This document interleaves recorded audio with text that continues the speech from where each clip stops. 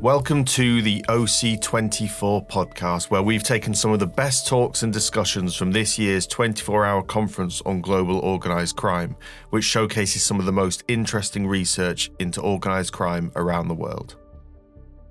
This episode is called Intelligence and its Role on Countering Transnational Organised Crime. Very warm welcome to this panel. So today we will be discussing intelligence and its role on countering transnational organized crime with Mario Abrego, Estefania Bernal, and Diorella Islas. We were discussing right before the start of the panel that we were aiming for a more of a chat than just the speakers are able to engage with the audience. So feel free to share your questions from the beginning, and we are actually hoping to get to them pretty quickly after their first round of presentations. So please let us know if you're interested in discussing anything specific with them. Having said that, I will tell you the order of the presentations. We're going to start with Mario Abrego, then Estefania Bernal, and finally Diorella Islas.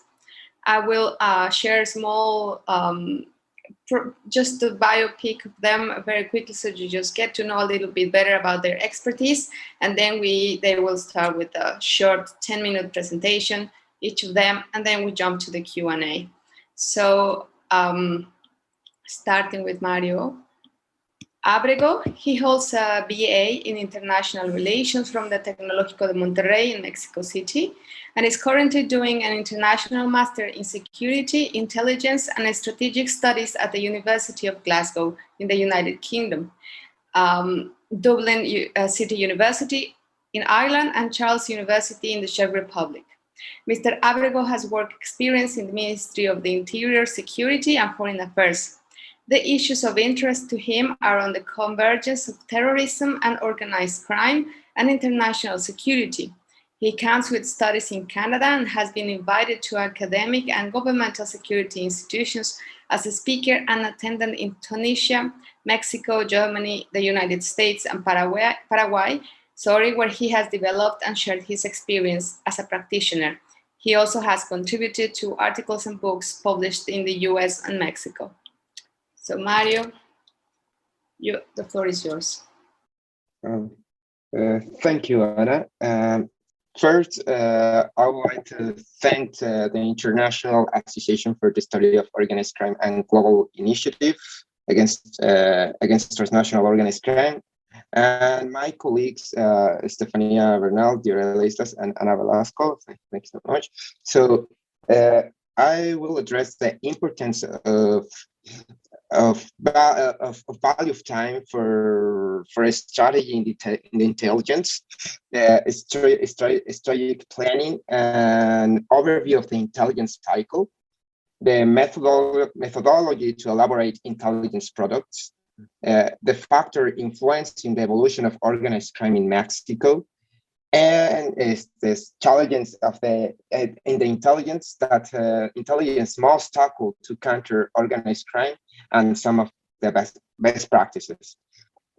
So one of the most important factors to consider in the role of intelligence in countering transnational organized crime is the strategic planning.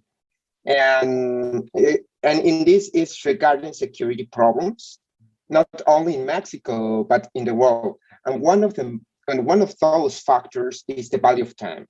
As you can see in the presentation, there are three very different time factors, but and all of those three are very essential. We have the time of person. This means that the goals that you are going to propose or to address the problem will be subject to a short period of time. There's the time of government, which is basically the goals of strategic planning during one administration of the government. For example, in the case of Mexico, is 6 years. And we have the time of the state, which is a long-term project, which means that regardless of the administration in turn, the project will continue to be carried out for more administrations. Next, please. Next slide, please. Thank you. Now, an example of strategic planning in Mexico can be seen with the National Development Plan of Mexico 2019 to 2024, which is intended only for the current administration in turn. In this document, the government of Mexico explains what the priority objectives are. It lists national problems and lists the solutions for a 6-year term or 6-year administration. Also, we have the Mexican government has the national risk agenda, and actually every country has one. In the case of Mexico, it's an intelligence product and a prospective instrument that identifies national security risks and threats. In this type of projects, there are several factors that must be taken into account, such as different scenarios that could occur, planning strategies, indicators, mainly those involved in identifying risks and threats, to determine the priorities. This is what are the main needs, the anomalies, which are constant, and they can be seen normal, but they are not. The debate of the states that it must establish that it should be a project of a state, not a project of government. And government problem can escalate to a state one, which happens the same with risk and threats. Also, we have public policies, which are generally thought of as government projects, but become as state projects because they are not finished or often remain unfinished. Next slide, please. In the strategic planning, it is necessary to bear in mind the different dimensions that intervene in the strategic planning. In this case, we have the causes, effects, and impact. And one of the most important is the decision making, that it should be considered the time and the space that have a great influence here, since these types of decisions are usually temporary. For example, we have the impact of public policies decisions that are generally a government problem, but in certain matters they escalate, they grow. And we have the case of organized crime that, for example, in Mexico has been a problem for more than 100 years. Next slide, please. We have here, we have the intelligence cycle. And actually, this is used by the Mexican government. And actually, each country, each security agency has one cycle. In this case, we have the process is the same in every country, but some of the procedures usually change depending on the country. For example, we have that the cycle starts with the planning, collection, a collection of information, the processing and analysis of this information, the dissemination and exploitation, and the feedback from the decision makers. The important thing here is to bear in mind that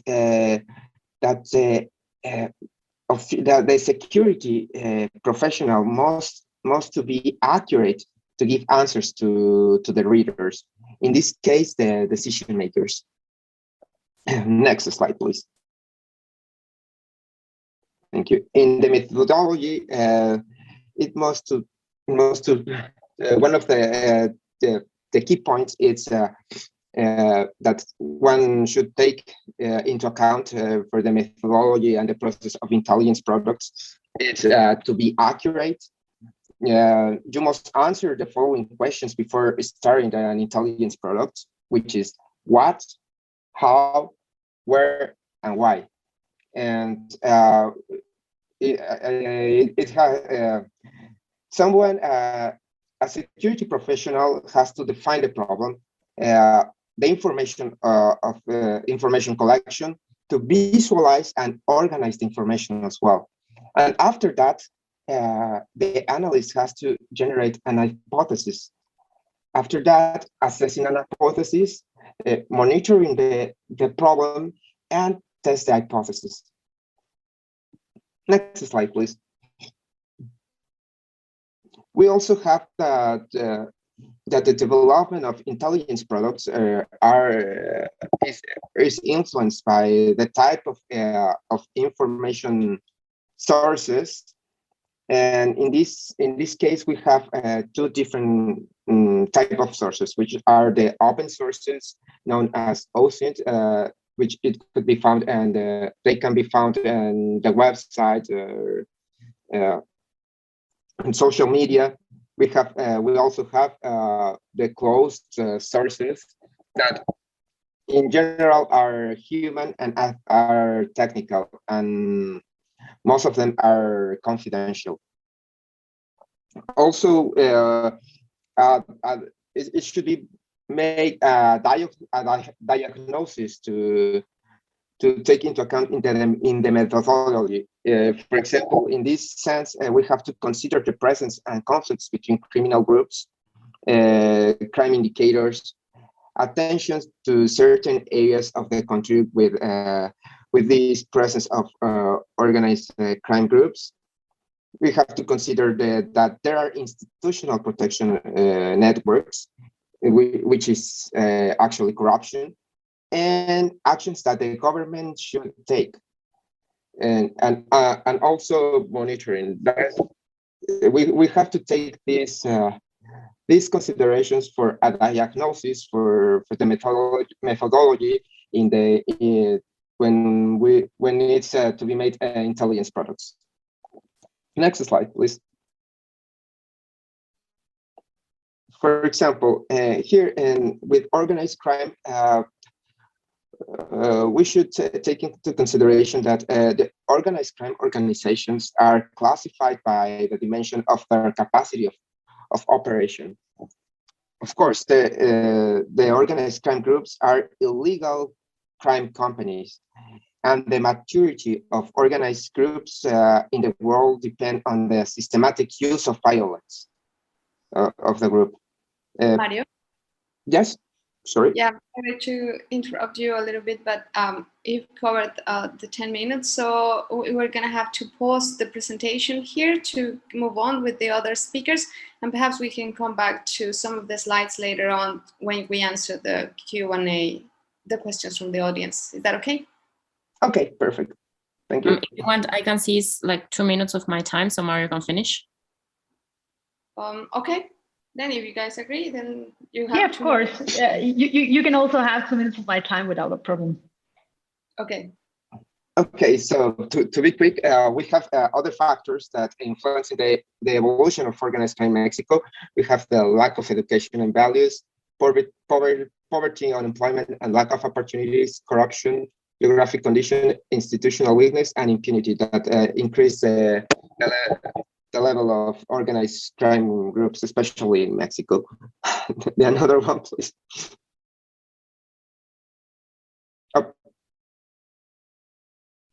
Yeah, some of the challenges that to make in the intelligence for organized crime, we have the lack of organized crime groups will always it will always exist. However, if they disappear, another criminal group take its place. So the criminal groups are replaceable all time.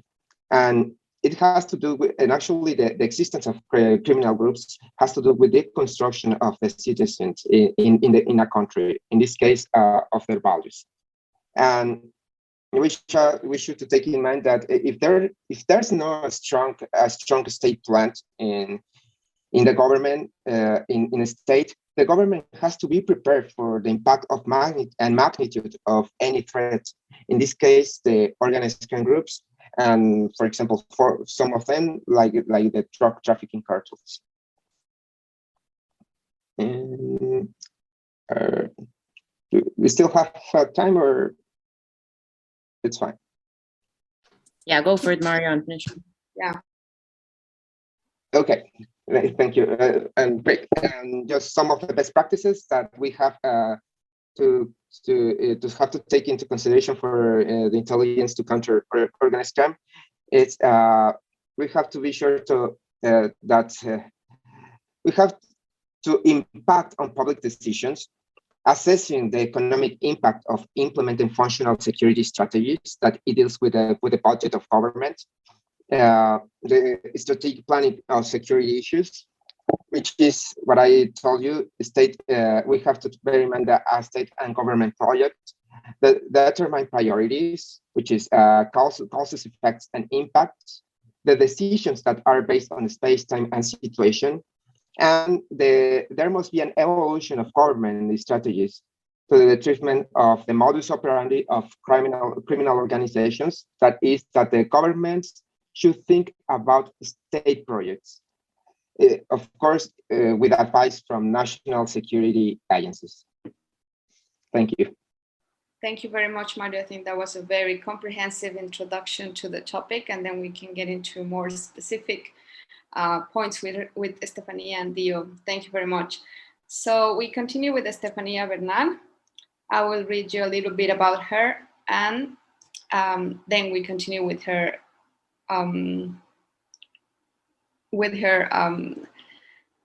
talk. Sorry, just a little tired today. Okay, Estefania Bernal, since she was a child, she has loved to solve puzzles. When it came to time, she chose to study international relations, seeking to understand the interactions of actors that produce events that can change our history. She became passionate about international security from a sociological perspective when she undertook the model International Approaches to Insecurity at King's College London. After that, while she completed a MS in Politics and Government at the London School of Economics, she kept exploring the impact of the security policy produced in developed countries and in societies of countries in developing countries. Since she came back to Mexico, she has been researching the role of technology in international security and assessing risks in local contexts for different industries, including the energy and financial. She has also worked for academia and the public sector, and currently she is working for the entertainment industry as security and intelligence manager for LATAM at Netflix. So, Estefania, the floor is yours. Thank you very much, Anna, and thank you very much, Mario, for the introduction. I think that that was very comprehensive, and I will try to build on that. And what I want to talk to you today is basically about the importance of assessing the local risks in order to produce a good product for intelligence and to actually understand how the local crime organizations balance their power and how this, as a result, can be seen in the transnational sphere when we talk about transnational organized crime. Next one, please, Leo. Thank you very much. So Mario had the chance to talk to you about the intelligence cycle that we use in order to gather information and later on to process it, and then to produce and to analyze this information, and finally to produce something that can be seen in a public policy, for example, or in general that can be disseminated or used in order to do something in very, very particular, depending on the industry that you're working in, right? So if we talk about the importance of the local, we're going to be focusing more on the part of the collection. And what I want to talk to you today, what I want to talk about today is about these local factors that may affect the intelligence that you gather, and some things that you have to take into consideration in order to collect the proper intelligence and to pass it to the other parts of the cycle. Please, next one, Leo. So when we talk about this intelligence cycle, we normally do not think about the importance of assessing, or let me reframe it. When we talk about transnational organizations or crime organizations, usually we think that when what we need is basically evaluate a country's intelligence or a country's situation or context in order to understand its nets, but actually it is more complex than that. And it is very, very important that when we analyze the crime in a country, we go and analyze it locally, because locally in Mexico, it's a country that has very different situations depending on its geography. And one of them, for example, is the fact that some of the crime organizations are located in places, or that they have now bases in places that not necessarily have OSINT, meaning, for example, local newspapers or some sources that through OSINT can help you to gather proper intelligence. So that's one thing. Another one is that in some places where you do have the presence of media, for example, local newspapers or radio or local TV channels or so on and forth, this media also it's pretty much biased depending or where they're from. And sometimes if you gather the information from there, it is not going to be as objective as it should be. Another factor, of course, is idiosyncrasy. Again, Mexico, it's very big in size and very, very diverse. So the information that you will gather will pretty much also be affected by the idiosyncrasy of the people that lives in the place.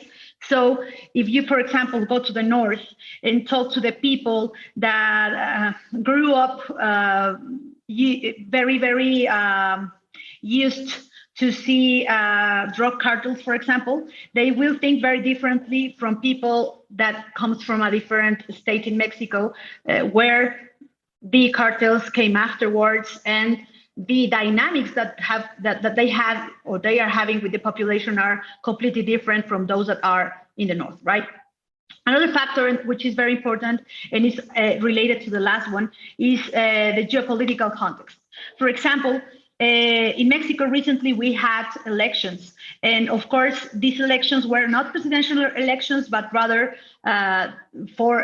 we were choosing local government and also different positions that are more local. So when you have elections locally in Mexico, this means that also you will have a very important power rearrangement there.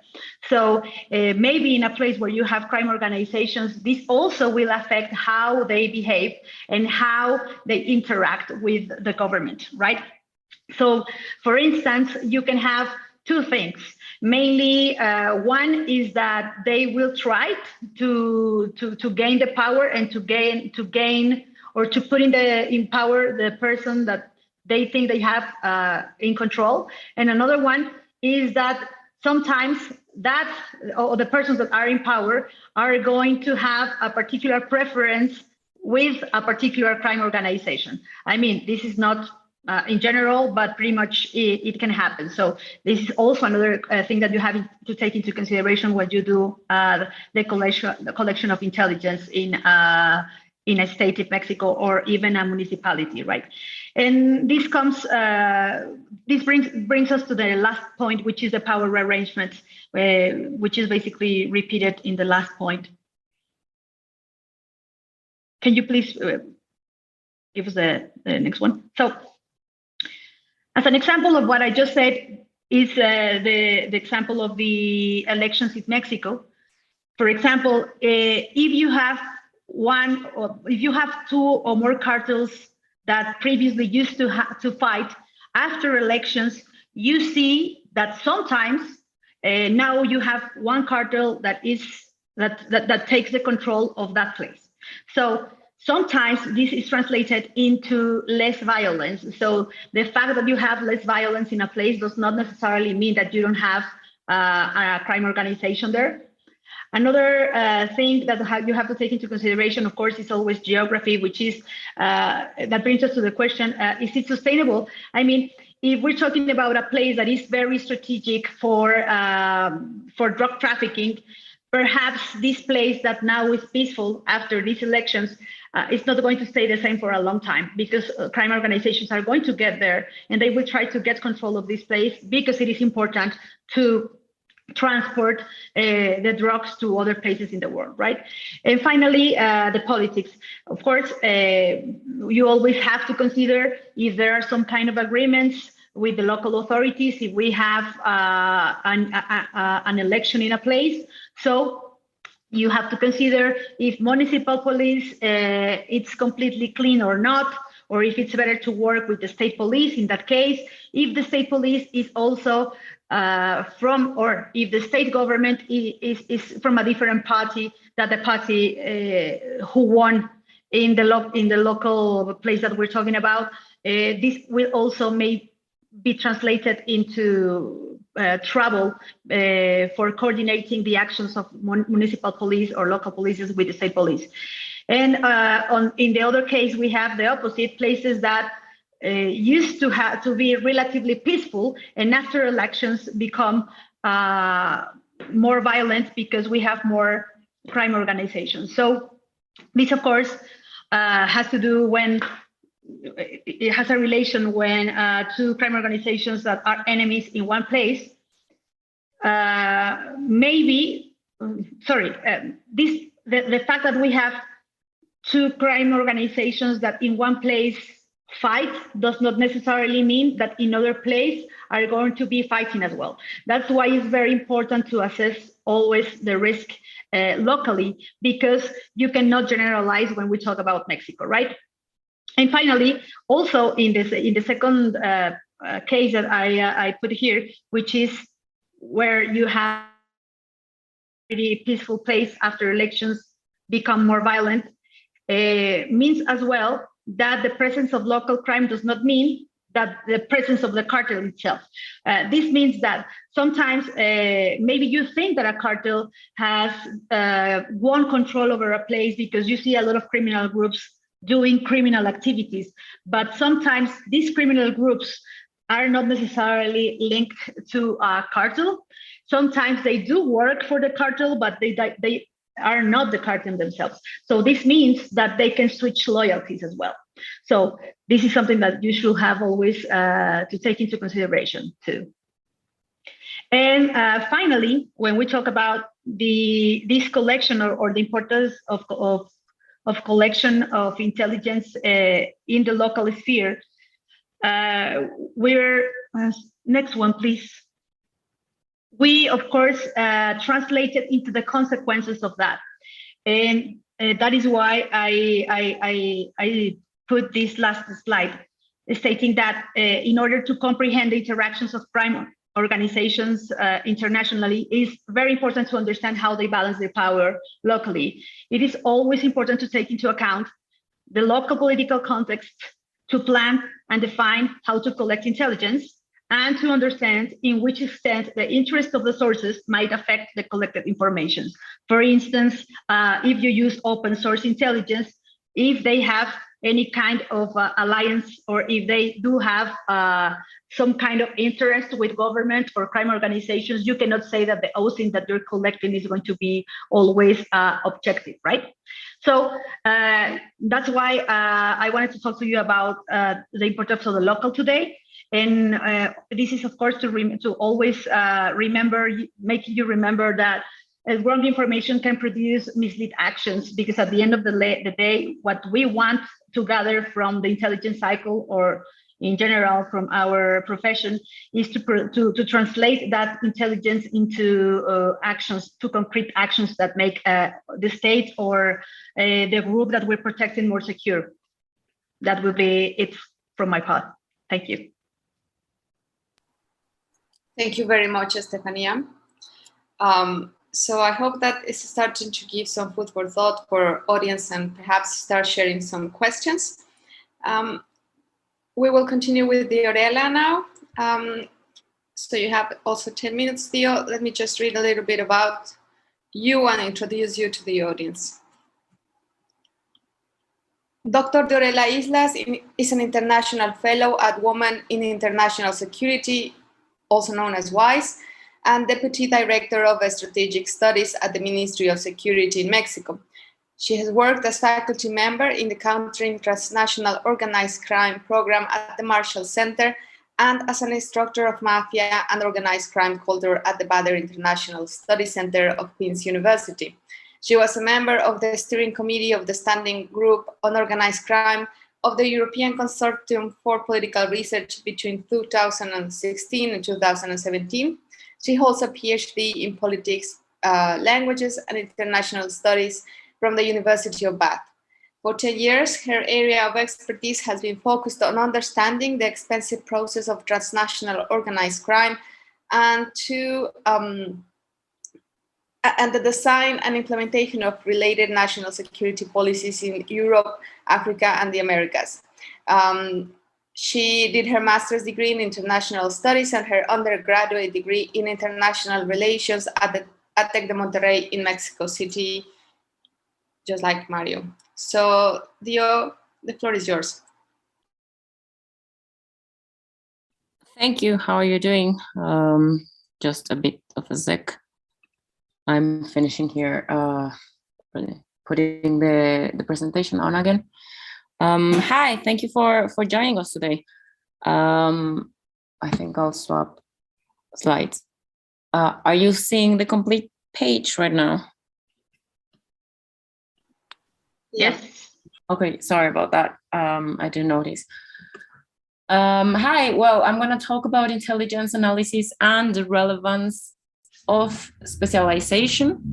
And so we all know this guy, right? And he's awesome and we all want to be him. But what we need to remember is that espionage is not intelligence. So how do we know that? Well, James Bond is part only of one part of the intelligence cycle, although he does a little bit of analysis. He is not an analyst. If he was, the movie would probably be over in the first 5 minutes. So Mario and Estefania talked about the intelligence cycle. We know that before we do intelligence, we need to decide what we're going to do or what we need. You cannot just go and say, okay, go and collect intelligence. First, you need to plan, which is what Mario talked about. You need to decide what you're going to take as your mission. What is it you're going to be planning for? Select a problem, understand it, and then you need to collect information about it. However, even if you have all the information in the world, that doesn't mean you know how to analyze it.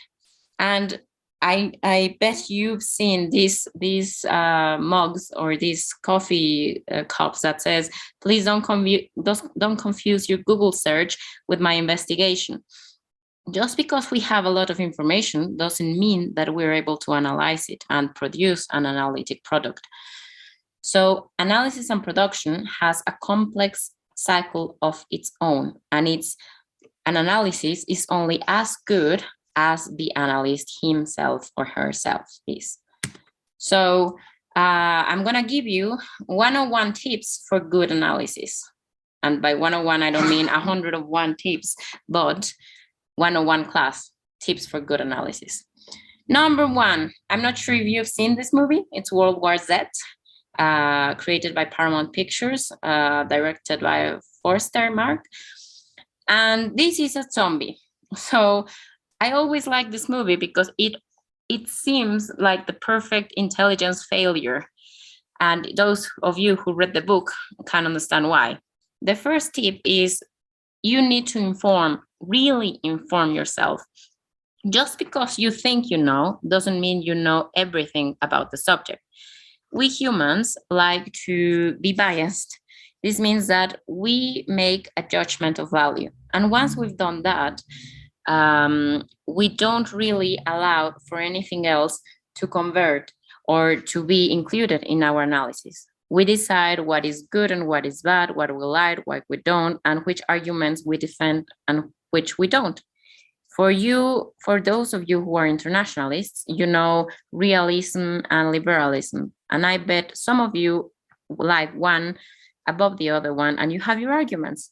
But the ones that differ also have good arguments. So what I mean by informing yourself means go on and check the arguments you like, but also listen and understand those that you don't. Now, once you've informed yourself, ask yourself basic questions. Means, what is this phenomena? What can it provoke? Which are the enablers of the phenomena? Which are not the enablers of the phenomena and fake it to be enablers? What is the history of the phenomena, when it started, how it evolved, etc. Now, the tip number 3 is answer those questions that are with sourced knowledge. Sometimes we are asked a question, or we ask a question about a certain subject, and we already know because we studied earlier or before. Before you say, okay, I already know that, I'm going to skip to the next question, go back and source the knowledge again, because in that period of time, there may be new knowledge that you do not know about. So answer those questions again with sourced knowledge, not with your own ideas. Next, number 4, expand your questions with a how. Once you know what is the phenomena and how it evolved, and you know it evolved in 3 steps, you need to ask how to those steps. How did step 1 happen? How did step 2 happen, etc. Number 5, is analyze and deduce. What does this mean for stage 1 or stage 2 or the present? For example, if you're analyzing a phenomena and an outbreak of zombies, and then a researcher says that zombies do not attack sick people, then what does this mean for the armies that are fighting the zombies? Well, if we make the soldiers sick, the zombies will not attack them. And then what will happen if? You need to play with your imagination. What will happen if? If this factor changes, what will happen? Okay, it will happen like this, like this, like that, if it's the best scenario, or it will happen this way if it's the middle scenario, and the wrong scenario or the pessimistic scenario will be this one. In this way, you will be prepared, or you will prepare an analysis that will prepare the stakeholder for the best scenario, for the middle scenario, and for the pessimistic scenario. And then they will be able to prepare accordingly. The last but not least, which is number 6, I'm not sure if you can see it, but it says, assume you're wrong. For those of you who watch World War Z, you know that there's a rule of the 9th man. In this movie, they say that Israel is the only country that did not suffer this zombie infestation because after all the wars Israel has had, they had this rule in the intelligence cycle, which is once everyone has get to the same conclusion, the 9th man should disagree with them all and explain why all of them are wrong. And they will prepare for that almost pessimistic scenario. And then everything that comes will be less than that pessimistic scenario. What this means for us as intelligence analysts is that once you've got your analysis and you're sure of that, you need to go back and not doubt yourself or your work, but work on the idea that you could be wrong and make another analysis based on the idea that you could be wrong. And that way you will have a full analysis of all the possibilities and circumstances. Now, I'm going to apply what I've just said to you to the Project Reckoning or Operation Solare. Project Reckoning was an investigation and an operation carried out by the US, Mexican authorities, and Italian US authorities, Mexican authorities, and the Italian authorities, in which they seized $60 million of dollars in the US and more than 40 tons of illegal drugs from one of the Mexico's largest drug trafficking cartels in 2018. This part happened in the United States. At the same time, with the same investigation, the Italian authorities carried out Operación Solare, which marked the relation between a mafia group called 'Ndrangheta and the Mexican cartel group called the Gulf Cartel. This was in 2008. The operation was so successful that the US authorities and the Italian authorities prized it as one of the best shared intelligence products that they had. Now, what happened afterwards? And this is why the application of analysis is important. Not because you have the information, meaning the existence of Project Reckoning or Operation Solare, and the information that would go on, that the Mexican cartels and the Italian and one Italian mafia group were working together. That does not mean that this will continue in time. The Italian authorities, and you can read this in the reports of the Direzione Nazionale Antimafia, keep assuming that this collaboration existed until 2015, 2016, more or less. And this can be seen in different reports from DIA and the Direzione Nazionale Antimafia, etc. However, what the Italian authorities did not take into consideration was that in Mexico, the circumstances were changing, and the Gulf Cartel, which had the collaboration with Ndrangheta, was no longer powerful because in 2010, another cartel had launched a war against it, and it had been dismembered, basically, and now it was too weak as to be able to form alliances international.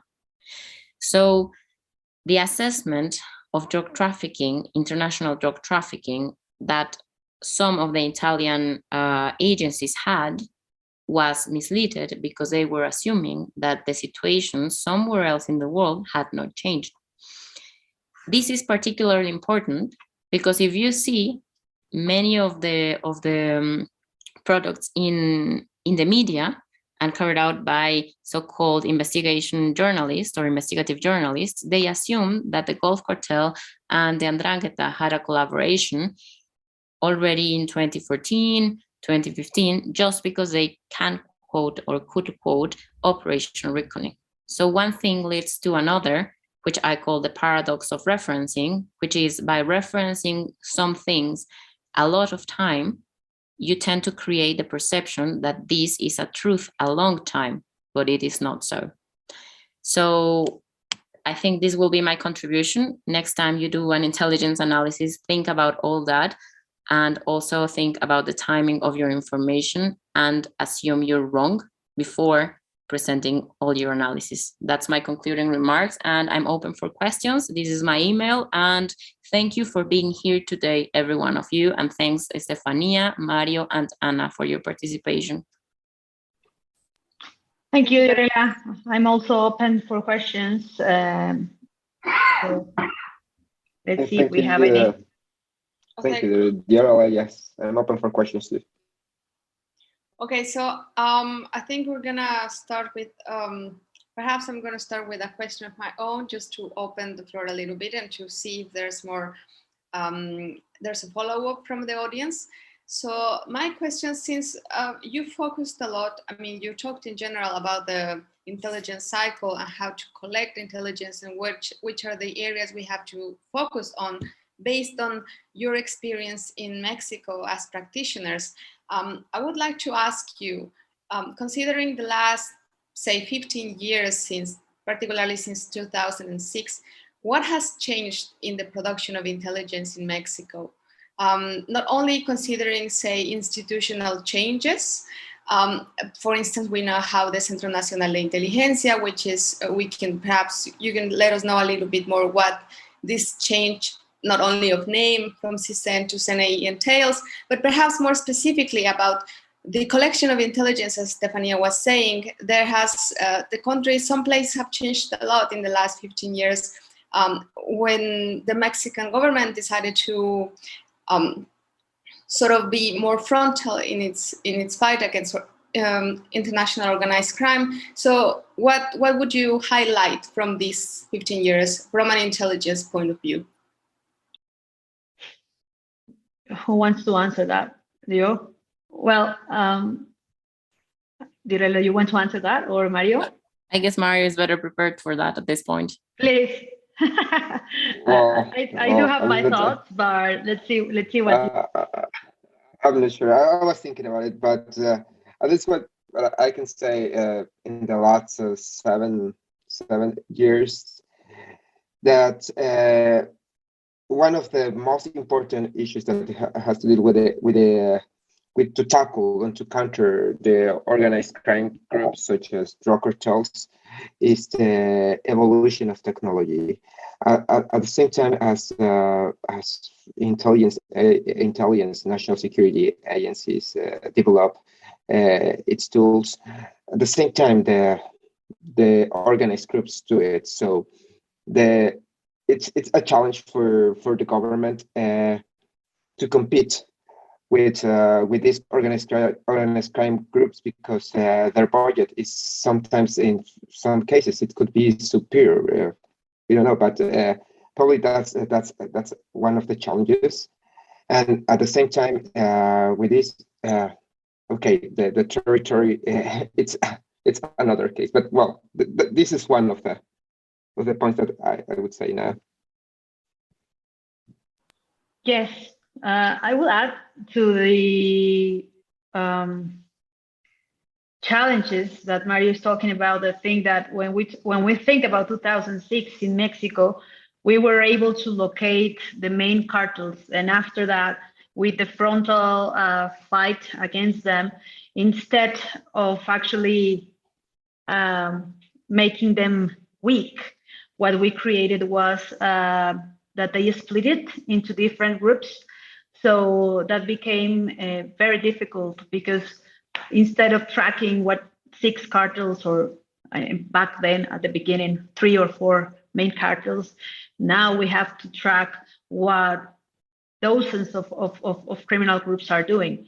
Also, we have to consider what is a cartel, right? Because not everyone is a cartel. We have many different groups that are not a cartel, but are working for a cartel. And as I was telling you before, this pretty much varies depending on the region. So sometimes a cartel that has an alliance with a cartel, with another cartel in a state, it's completely behaving differently in another part. So that's a challenge as well.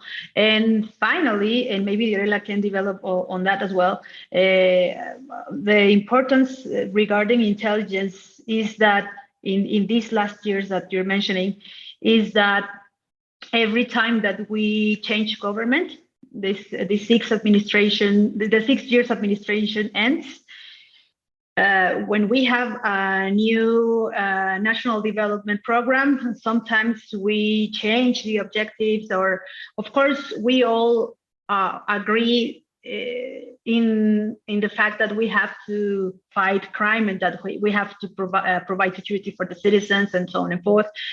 Sometimes we even agree in the challenges, but what we disagree, depending on the government, is in how. So, for example, one government might say, for example, Calderon government might say, okay, we have to have a frontal fight against the cartels. And then we have another government that says development is a way to create security. So we have to create the conditions for example, the poor population to have all their needs covered, so they don't become part of the cartels. And I think that's another very important challenge that we have, to give continuity to the plans that we develop, or the work that we do, in particular in administration. So maybe to improve and to work on the opportunity areas when we change government, but not leave everything that we did, because sometimes we have good stuff produced within an administration that we tend to forget when we change or we switch government. I don't know if you want to add anything else, do you? Thanks, Estefania. So going back to your question, Anna, one of the differences between the intelligence agency before 2018 and now is that nowadays although it's mostly the same format, they reshaped the structure to be more human security focused. And that's a very important issue, because from now, the human security component is very, very important, which it was not necessarily taken into consideration as such. Although citizen security is important, human security as a concept, we know it's a very specialized topic. And the fact that we are already introducing it to the intelligence community in Mexico, it's very important. Second of all, yes, as Estefania said, there's a factor between if you fight the drug organizations or large, serious organizations, they will split into different parts. In my perspective, it's not necessarily bad, because once they are splintered, that means that you are able to have less structured and less powerful organizations. Although there are going to be many, many parts, that doesn't mean that they are equally powerful to those that were before them. In the particular case, and we can see that in Colombia, for example, after the fall of the Cali and the Medellin cartel, there was no more narco-terrorism as Pablo Escobar once did. The difference with Mexico, in my perspective, is that once Mexico started their war, it was not equally accompanied by anti-corruption and anti-impunity campaign inside the government, which means that nowadays the small parts of criminal organizations, which are not even cartels anymore, feel they are equally powerful and they have the monopoly of violence. This, I think, has a component that there was a lot of human rights fight, and it was not particularly balanced in protecting the human rights of those fighting criminal organizations and protecting the human rights of the criminals and the perpetrators. So that's a difference. Then we have impunity. And last but not least, we have the fact that there are very young criminals right now that, because there's a lot of impunity, they already know that they can use violence to have their way. So now they are terrorizing the society and the authorities, which in my opinion can also be considered terrorism. But I'm just speaking as myself right now, because once a criminal or an illegal organization start using terror means to achieve their goals, I think we could agree that in academic terms is called terrorism. So at that point, I think impunity is the main role, not necessarily corruption, but the impunity that knowing that it doesn't really matter how much evil you do, there's not going to be a consequence for it. That is the base of all evil in terms when you have small organizations that are not cartels. And as long as you're calling them cartels, you're having the basis for people to be terrorized. If you start calling them criminals, then the level goes down. But because the 90s cartels and Pablo Escobar cartels are already legendary, it has a name and it has a punch. So a strategy could be to decrease the level by calling it what it is, a criminal organization, not structured enough to be a cartel. Definitely. Yeah, I agree. Sorry, I just wanted to add the fact that as well, the history of our intelligence agency is also kind of not problematic, but particular. So now when we talk about CNI, we want to forget what the CISEN did or what they say they did. And we sometimes, because there was this discussion about how much CISEN was used for political espionage. So now when we talk about CISEN, some people tend to diminish the importance of the agency, and we do not take enough opportunity of the tools that they can provide us with. So that's another thing that I think that we should take into consideration, that we should be using more the information that the CNI can give us, and that we tend now to not touch because of the history. You know what I mean? Yeah, and building on that, it seems that internationally, people tend to blame the intelligence community for failures. However, as we can see with the Twin Towers, even when intelligence can be shouting at the people, at the stakeholders, those who do the policies and those who do the actions, that something is going to happen, the fact that analysts and intelligence agencies are preventing or are creating perspective about it doesn't really mean that the government or the organization in place will listen to that intelligence. So for those of you researching in terms of what the intelligence structures can do, always remember that the limits of intelligence rely on the decisions of the politicians. So it doesn't matter if you give good intel, it's mostly going to be classified. And if they fail, they're not going to say like, oh yeah, I forgot to read that memo, by the way. They're probably going to say like, yeah, the intelligence community didn't give me the memo. Yes, but I will add to that. I mean, when we talk about the 9/11 attacks, we have to talk about the lack of information sharing between the agencies. So that's another thing, right? Like, of course, there was information, but there was a lack of sharing that also can be translated into that. So that's why the whole process is so important. I mean, to gather the information, process it, and share it with the persons or the other agencies that can help you to create a more structured, objective, complete, comprehensive idea of what's going on. And here, I think this leads us to the next question. Like, how do you see AI and machine learning as part of the Intel cycle or changing the Intel cycle? It's a question by Candice Ross. Thank you for your question. I think AI or IA is still at a very early stage. What I mean is, yes, it's very useful, for example, to be collecting tweets or to be collecting information from the media, or if you want to be collecting phone calls. However, AI has not yet enough intelligence to be able to deduce when things are a threat or not. Right now, you can collect a lot of information. Thankfully, it's still up to the human to decide the relevance and to decide whether it's a threat or not. This has its perks, and it is good and it's bad. Good because that means humans are not yet in the matrix stage of controlling humans yet.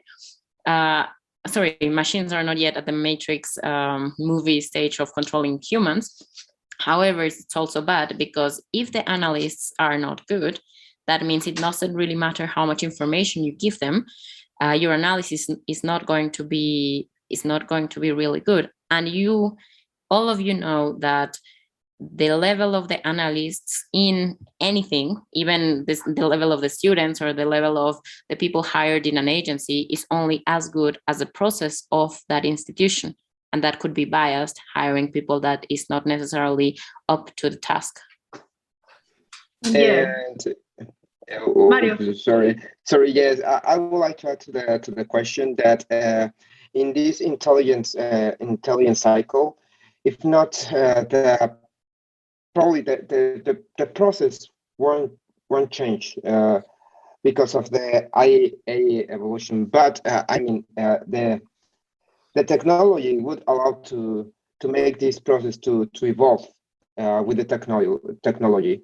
I mean, if the process doesn't change at all, the process as itself, but the way you process the information, it changes. And for example, we have some cases of IA, as you explained, like maybe the way of foreign interventions, the mass surveillance, and the use of drones as well to target, to be more specific, to target some criminals. Yes, well, I'm passionate about artificial intelligence, and I also think that we still need to develop more tools or more intelligence in order to be able to do it. But right now, sorry, can you hear my dogs? They're barking. Sorry for that. But right now we have some tools that can help us. I mean, we pretty much use a lot data mining, for example, which can help us to prevent risk. We have other tools such as BCC and C that can help us to track, to monitor. I would say that the correct word is to monitor. To monitor, for example, social media, in order to see if there is any kind of activity that might lead us to know if a group is planning to do something in particular. So I think that's a pretty useful tools that we have right now. And opposite to Diorella, I think that artificial intelligence is is something that will be developing in the next years, and that can be very, very helpful to us. But at the end of the day, of course, the human factor is very important. And at the end of the day, the humans, or we humans, are going to be the ones that interpret the information that is going to be gathered, perhaps by an artificial intelligence tool, right? Don't take me wrong. I think just as you, but right now it's not.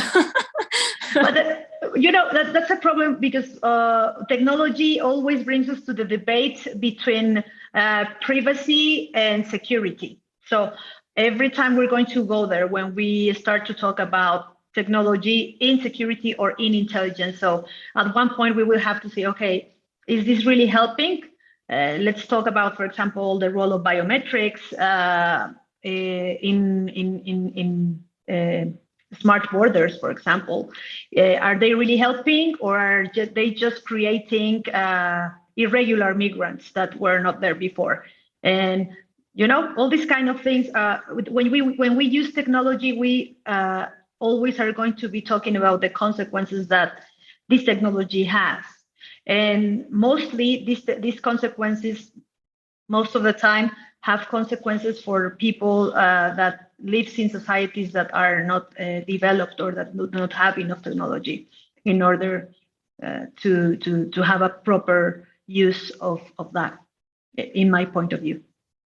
Thank you very much. I have another question. I think perhaps we're going to start closing a little bit, and considering also that we have an international audience, what would be the main challenges and trends for intelligence sharing nowadays? I'm asking this because of what Estefania mentioned before about how difficult it can be also for intelligence agencies to get their message through, and also because then if you don't share it, and if the right people or the right country is not listening, then the work is not going to translate into actual security for the citizens. So what would be the main challenges and trends of intelligence sharing among countries nowadays?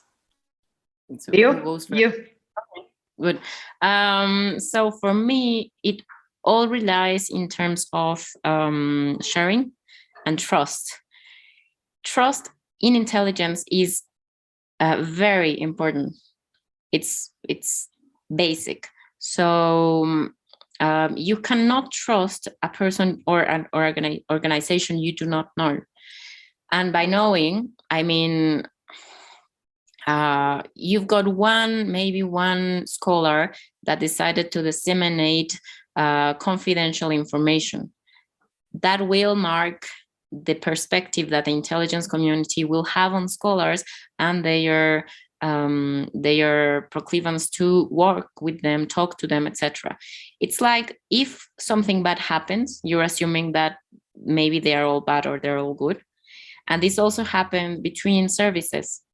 If a country is listening that another organization or that another country is all corrupted, etc., etc., an idea or an image start building or is building in the minds of other people. That's de facto. Once you start listening to it, you start creating a judgment of value.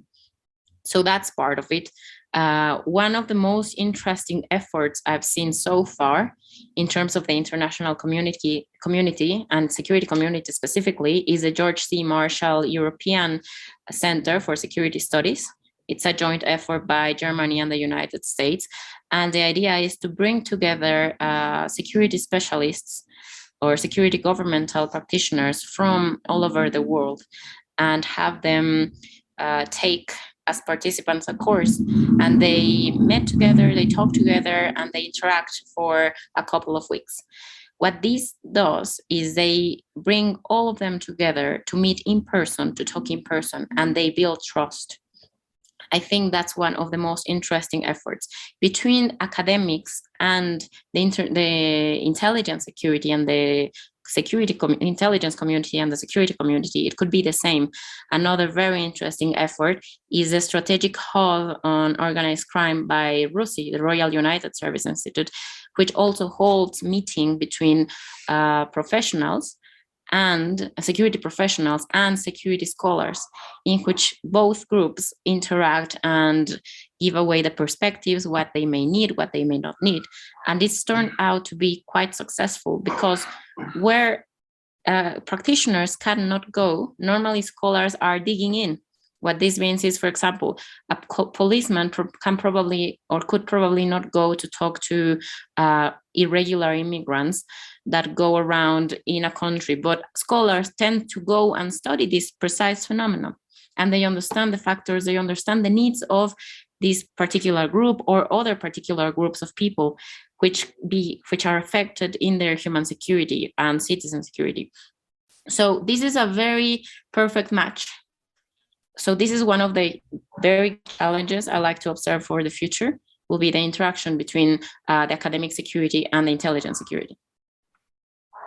Yeah, definitely. And building on that, I think that it also has to do with trust. We usually build trust with time. So we have to have continuity in the projects that we have in governments, right? To not change it every administration, and to keep something that has continuity in order to relate to other agencies in the world. Also, I would say that another thing that is very important is what we were talking about, technology.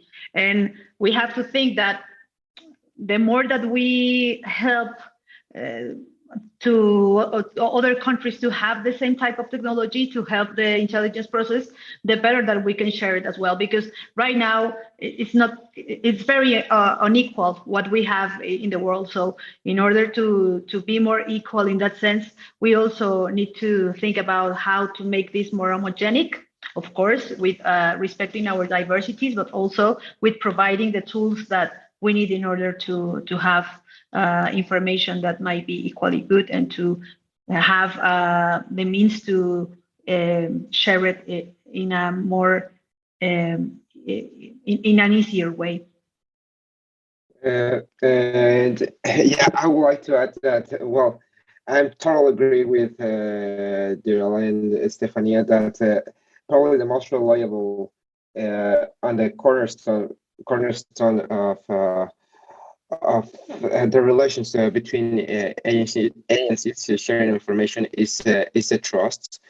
But as Estefania said, it's probably it doesn't occur in a short term, but in a medium or long term, it depends of this sharing of information, of the cooperation between the agencies about if one agency shares something to another one, and this another one, this information that goes to the another intelligence agency can't build or can solve cases or issues, then another intelligence agency will get more information. So it's you share and what you share, and to build this cooperation, it's about this, but it takes time, as you said. I think we are about to close the session. We have 4 minutes left. So is there any, I don't know if there's any final comment from the audience, any last question or any last bit that you guys would like to add? I think we made a really comprehensive recap of, say, one-on-one intelligence, from understanding what it takes to build it, then through going on the specifics about the challenges of gathering intelligence from a local perspective, the importance of doing so for not generalizing or not making broad assumptions about a place or any country in general. And then I think that was very clear with the example that Diorella gave of what happens when you do not do the extra work of asking yourself lots of times if you're using reliable sources. And I really love the example that she used, because she also wrote her PhD thesis on that. So I recommend it for everyone, because she digged about into zombies. Yeah, I think she digged into a very specific challenge. I myself, on one of my MAs, I wrote about this agreement between Europol and Mexico, and it was based on this piece of intel that was actually not anymore valid. It was old. So I think it's pretty interesting to read into the consequences of not doing the cycle properly and not really second guessing the sources at times, right? So if there is any last comment from you guys. Well, I'm just saying, concluding and quoting the Marshall Center, it takes a network to defeat a network. And I think the most important challenge is that criminals do not have laws that bind them, so they can just adapt to the next new thing. We academics with our theories and law enforcement agencies with laws, we are binded to ideas, and we are binded to legal frameworks, and that impede us to adapt our thinking and our actions as fast as networks are changing. So that's my concluding remark. Well, okay. So to conclude, it's I would say that about that Diorella said that the criminal groups don't lose. They change. So the government, any government in the world, has to think that they have to develop projects for future, not for one administration or the following one.